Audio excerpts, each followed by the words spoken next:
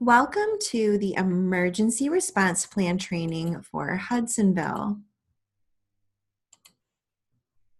Emergencies can happen at any time and come in many forms. It is necessary, therefore, to plan for such events and to train all personnel in the proper response to emergencies. This plan covers emergency response team organization, necessary communications, evacuation, and return to work procedures. The written plan will be available to all employees in Paylocity. The location of the plan will be made known to all employees. ITC uses a manager in charge system.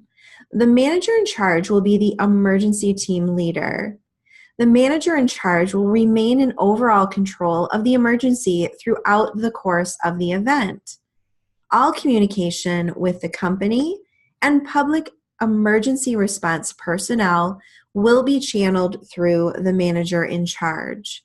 All other members of the emergency response team will report to the manager in charge.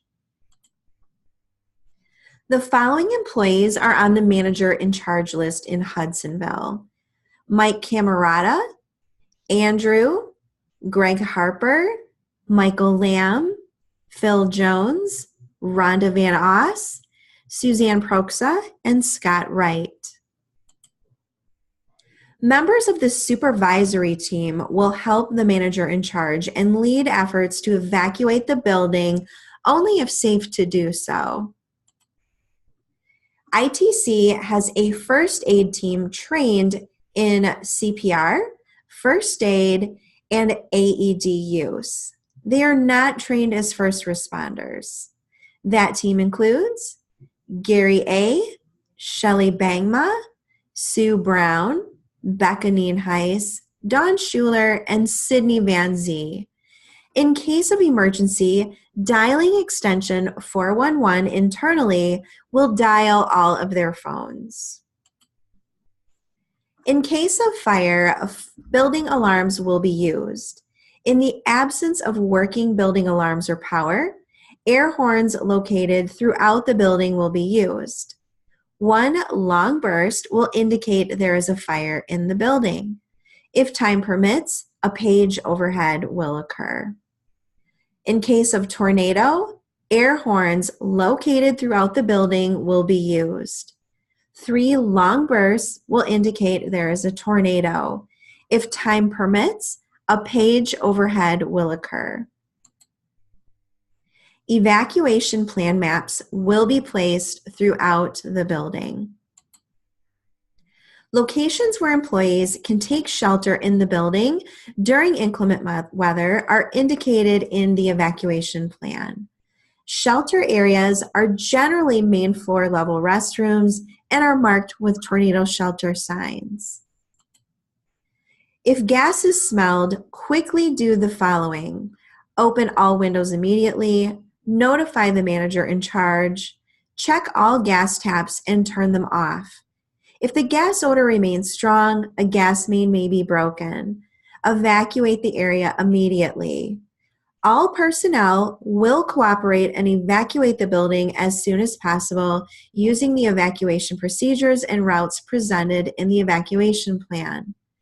Do not turn any electrical switches on or off. Eliminate all open flames. After evacuation, call 911 and report the leak. Once the gas is off, let the gas company turn it back on. Do not return to the area until the manager in charge announces that the area is safe.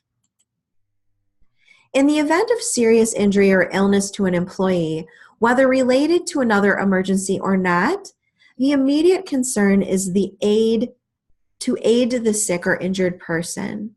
Proceed according to the following plan. Get the victim out of any dangerous environments, but be careful not to place yourself in danger. If the need is critical, call 911. Notify the nearest person on the first aid team by dialing extension 411 from an internal landline. If an AED is needed and a member of the first aid team is not available, use the AED and simply follow the prompts. Ensure that a supervisor and HR are notified. If you discover a fire, contact any supervisor or manager if time permits. If you are near the lobby and it is safe to do so, pull the alarm. If you are not near the alarm, contact Greg Harper or the front desk to have them pull the alarm.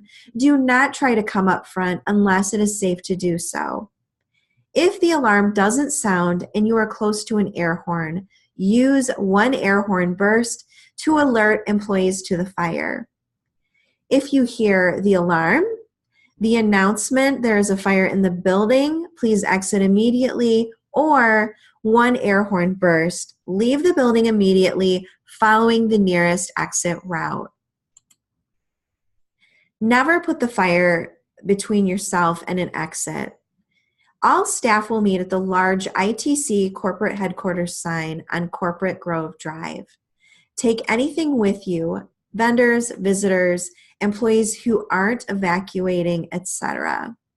Shut down equipment only if safe. Staff will participate in a roll call at the evacuation area. Staff will remain in the evacuation area until an official all clear announcement is made by the manager in charge. Once the all clear has been announced, employees should return to their workstations unless the fire department has declared the building unsafe to enter. If the fire department has declared the building unsafe to enter, the manager in charge will communicate the next actions. Employees should use fire extinguishers only if they've been trained and are comfortable with using the equipment.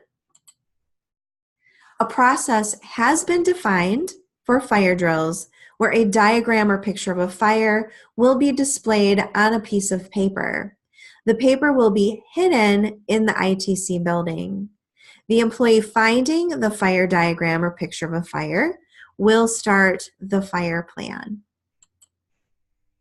Bomb threats may be received by phone or letter.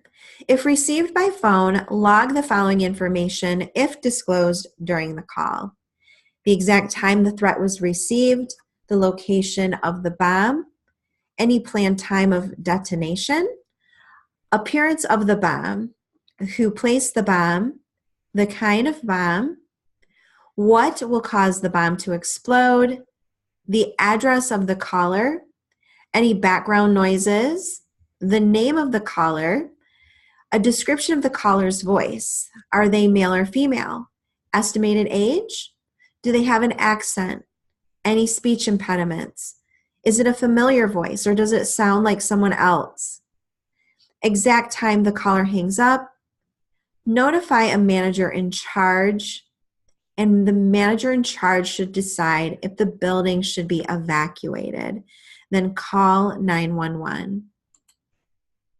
If the building is evacuated, do not return until deemed safe by the fire and or police departments, and you are notified by the manager in charge to do so. If received by letter, call 911. Do not handle the document because there may be fingerprints on it. Preserve the envelope for police. Do not touch any suspicious objects. Notify the manager in charge. Manager in charge should decide if the building should be evacuated. If the building is evacuated, do not return until deemed safe by the fire and or police departments, and you are notified by the manager in charge to do so. When a severe thunderstorm or tornado watch is issued, defined personnel will monitor the National Weather Service via the internet and weather radios. Save work on computers frequently, as sudden power disruptions may cause a loss of data. When a severe thunderstorm warning is issued, defined personnel will monitor the National Weather Service via the internet and weather radios. Monitor sky conditions. If a revolving funnel-shaped cloud appears, seek shelter immediately. If possible, call 911 and report it. When a tornado warning is issued, or if a tornado is sighted without warning, defined personnel will monitor the National Weather Service via the internet and weather radios. Monitor sky conditions. If a revolving funnel-shaped cloud appears, seek shelter immediately. If possible, call 911 and report it. If you hear the following announcement, there is a tornado warning in, please seek shelter immediately, or 3 air horn bursts, immediately head to the nearest shelter. The restrooms located near the lunchroom and customer service. Take anyone with you, vendors, visitors, employees, etc., who aren't evacuating. All employees will participate in a roll call in the shelter. If in an automobile, get out and seek shelter immediately. If escape is not feasible, lie flat on the ground in a low place and protect the head area. Do not leave shelters until an all clear is given by the manager in charge, who will get their all clear from the National Weather Service. Once the all clear has been announced, employees should return to their workstations. After the tornado, the manager in charge will be responsible for making calls to 911 and communicating with the fire department and media. Along with the first aid team, check for injuries and provide first aid. Stay away from disaster areas. Once the all clear has been announced, employees should return to their workstations or other designated areas as communicated by the manager in charge. If an active shooter event occurs, your primary concern is to get yourself out of danger and try to call 911 when you have found safety. Your first strategy should be to try to leave the building, get away from the shooter, etc. If you're unable to leave the building, you should hide in a location where you'll be hard to find. Turn off lights, block doors with door stops and large objects. Use belts or clothing to prevent the shooter from opening critical doors. If you're in a position where the only option is to fight, do whatever you can to disarm and injure the shooter. Do not go back for other employees or belongings or spend time trying to coerce other employees to leave. When law enforcement arrives, put your hands up and do exactly as they ask. Their primary goal is to eliminate the threat. It is not to deal with injured or answer questions. Fire drills will occur each October. Tornado drills will occur each April. And active shooter drills will occur each May. Thank you for watching the training. If you have any questions, please do not hesitate to ask a member of the safety committee.